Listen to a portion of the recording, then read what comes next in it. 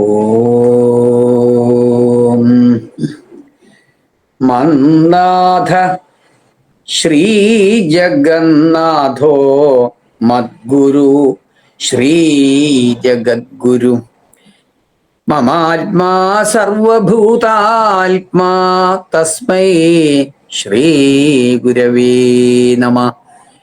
വക്രതുണ്ട മഹാകായ സൂര്യകോടി സമപ്രഭ അവിഘ്നം കുരു മേ ദേവ സർവകാര്യേഷു സർവദാ.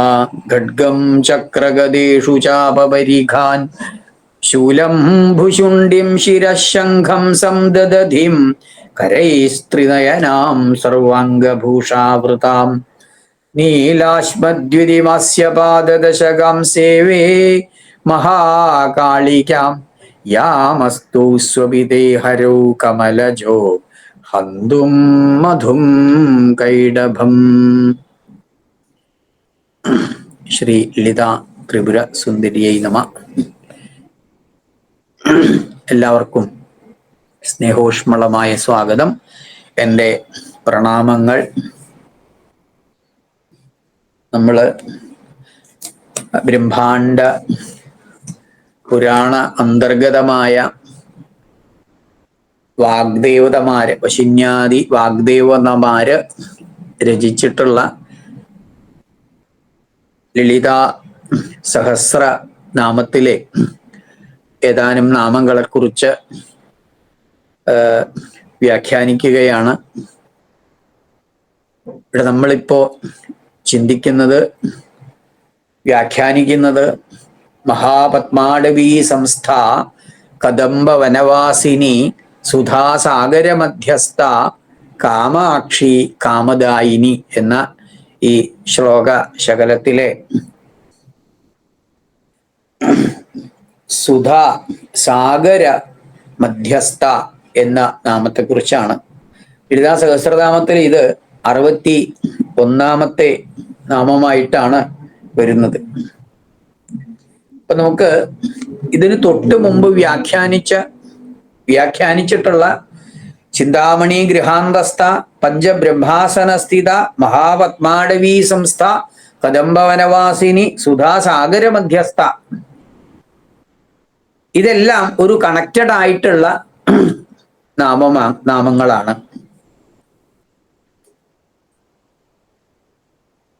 നമുക്ക് സുധാ സമുദ്രത്തിന്റെ തൊട്ട് മുമ്പുള്ള ആ നാമത്തിൽ നമ്മൾ വ്യാഖ്യാനിച്ചിട്ടുള്ളതാണ്. സുധാസിന്ധോർ മധ്യേ സുരവിടബിവാടീ പരിവൃതേ എന്ന് തുടങ്ങുന്ന ആ സൗന്ദര്യ ലഹരിയിലെ ശ്ലോകത്തില് നമ്മളിത് ഈ നാമത്തെക്കുറിച്ചും പ്രതിപാദിച്ചിട്ടുണ്ട്. അപ്പൊ ഇവിടെ സുധാ സാഗരത്തിന്റെ സുധാസിന്ധോർ മധ്യയാണ് ലളിതാ ത്രിപുര സുന്ദരി ഇരിക്കുന്നത്. അത് തന്നെയാണ് ഇവിടെ കൊടുത്തിരിക്കുന്നത്. സുധാ സാഗര മധ്യസ്ഥ, സുധാസാഗരത്തിന്റെ അമൃത കടലിന്റെ ആ സാഗരത്തിന്റെ മധ്യത്തില് സ്ഥിതി ചെയ്യുന്നവൾ. ഇത് തന്നെയാണ് കുണ്ഡലിനി യോഗത്തിലും പ്രതിപാദിക്കുന്നത്. സഹസ്രദള പത്മത്തില് സർവവർണോപശോഭിതയായിട്ട് വർത്തിക്കുന്നവൾ എന്ന്. അപ്പൊ ഇവിടെ അമൃതസമുദ്രത്തിന്റെ ആ പാൽക്കടലിന്റെ മധ്യത്തിലുള്ള സുര വിടബി വാടി പരിവൃതമായ മണിദീപത്തിലുള്ള ചിന്താമണി നിർമ്മിതമായ ആ ഗൃഹം ദേവിയുടെ ആവാസസ്ഥാനമായിട്ട് വർണ്ണിച്ചിട്ടുണ്ട്. അപ്പൊ അത് സ്ഥിതി ചെയ്യുന്നത് സുധാ സാഗരത്തിലാണ്, അമൃത കടലിന്റെ മധ്യത്തിലുള്ളതാണ്. നമുക്ക് കുണ്ഡലിനി യോഗവുമായിട്ട് നമുക്കൊന്ന് ചിന്തിക്കുകയാണെങ്കിൽ ഈ നാമത്തിന്റെ പ്രാധാന്യം നമുക്ക് മനസ്സിലാക്കാവുന്നതാണ്. ഒന്ന്, ശ്രീചക്രത്തിലുള്ള അല്ലെങ്കിൽ ശ്രീചക്രവുമായി ബന്ധപ്പെടുത്തിയും ഇതിനെ നമുക്ക് വ്യാഖ്യാനിക്കാവുന്നതാണ്. കുണ്ഡലിനി യോഗവുമായിട്ട് വ്യാഖ്യാനിക്കുമ്പോൾ മൂലാധാരസ്ഥിതമായിട്ടുള്ള കുണ്ഡലിനി ശക്തിയെ സാധകൻ ഉണർത്തി ഉയർത്തി സ്വാധിഷ്ഠാനം, മണിപൂരകം, അനാഹതം, വിശുദ്ധി, ആജ്ഞ തുടങ്ങിയിട്ടുള്ള ചക്രങ്ങളെ കുണ്ടലിനി ശക്തി ഭേദിച്ച സഹസ്രദള പത്മത്തിലെത്തുമ്പോൾ അത് തന്നെയാണ് സുധാസാഗരം എന്ന് പറയുന്നത്. അപ്പൊ അവിടെ എത്തിക്കുകയാണ്.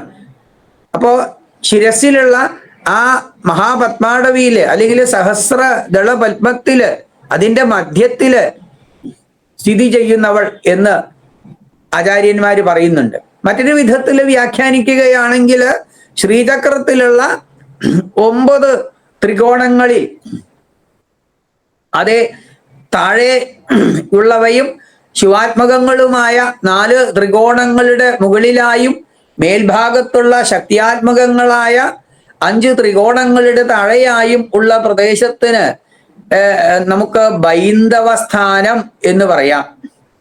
ആ ബൈന്ദവ സ്ഥാനത്തില് ശ്രീചക്രത്തിന്റെ മധ്യബിന്ദു എന്ന് നമുക്ക് സാമാന്യേന പറയാം. ആ മധ്യബിന്ദുവില് ആ ബൈന്ദവ സ്ഥാനത്തിന് സുധാസിന്ധു എന്ന് പറയാറുണ്ട്. ആ സുധാസിന്ധുവിന്റെ ആ അമൃതക്കടലിന്റെ മധ്യത്തില് സ്ഥിതി ചെയ്യുന്നവൾ. കുണ്ടലിനി യോഗത്തില് പറയുമ്പോൾ സഹസ്രദള പത്മത്തിന്റെ കർണികയെയും ഈ പദം അല്ലെങ്കിൽ ഈ നാമം കുറിക്കുന്നുണ്ട്. അപ്പോ നാമത്തിന്റെ വ്യാഖ്യാനം നോക്കുകയാണെങ്കിൽ സുധാസാഗര മധ്യസ്ഥ എന്ന് പറയുമ്പോൾ സുധാസമുദ്രത്തിന്റെ അമൃത കടലിന്റെ മധ്യത്തില് സ്ഥിതി ചെയ്യുന്നവൾ. 1-2 വിധത്തില് വ്യാഖ്യാനിക്കാവുന്ന അതിമനോഹരമായിട്ടുള്ള നാമമാണ് ഈ സുധാസാഗര മധ്യസ്ഥ എന്നുള്ള നാമം. അപ്പോൾ ഭക്തി ശ്രദ്ധയോടുകൂടി നാമത്തെ ശ്രവിക്കുക. ലളിത ത്രിപുര സുന്ദരിയുടെ അനുഗ്രഹാശിസ്സുകൾ നേടുക. എല്ലാവർക്കും എൻ്റെ വിനീത നമസ്കാരം.